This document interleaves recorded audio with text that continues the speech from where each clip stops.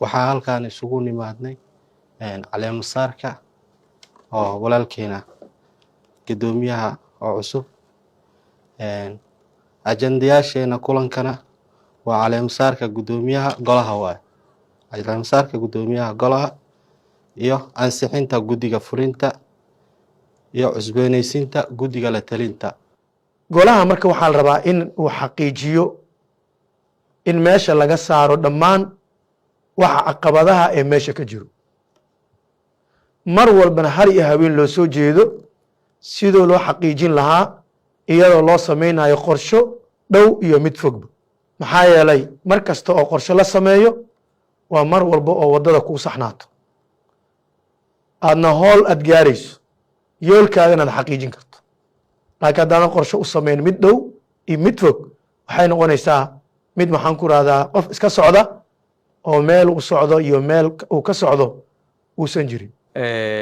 maalin weyn oo farxad badan ay noo tahay maanta inaan mar kale iskugu imaano, inaan sii taxqiijino howlihii beryahanba aan ku guda jirnay oo aan horey usoo sameynay doorashadii gudoomiyaha.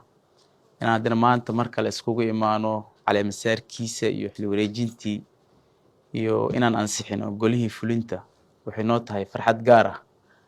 waxayna muujinaysaa horumar iyo tallaabo aan hore u qaadnay, inaan ka dhaqaaqnay meeshii aan taagnayn, geedi socodkeena oo sii bilowday noo muujinay. intaasna ilaahay subxaanahu watacaala oo noo fududeeyay aan ugu mahad celinaynaa. waxaad noo ansixiseen golihii fulinta aan soo magacaabay, taas waa mahad gooni waan u noqon doonaa. waxaa sidoo kale aan cusboonaysiinay golihii shuurada ahaa ee 2 sano lasoo dhaafay marjic noo ahaa, waana dadka maanta aasaaska u ahaa ee maanta jiritaanka golahan maanta meesha inuu soo gaarna 100% waxaa leenahay ayaga asaas u ahaa.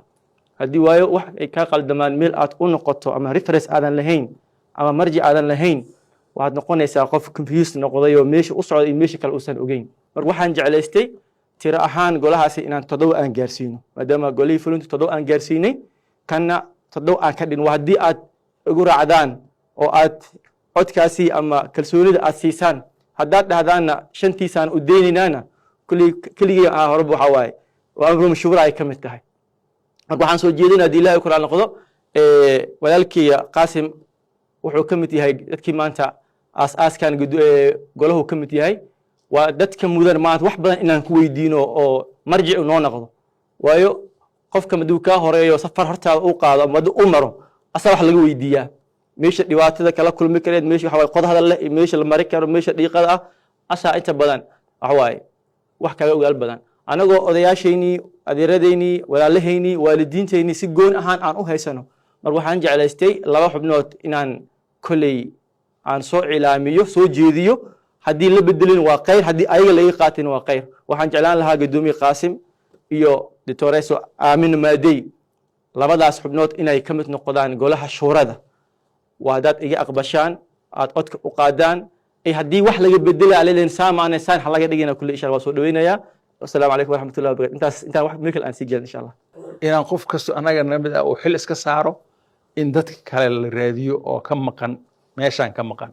codkan mar hore u baxay, golahan magaciisa meel kasta waa yaala, waa la og yahay, wayna yaqaanaan.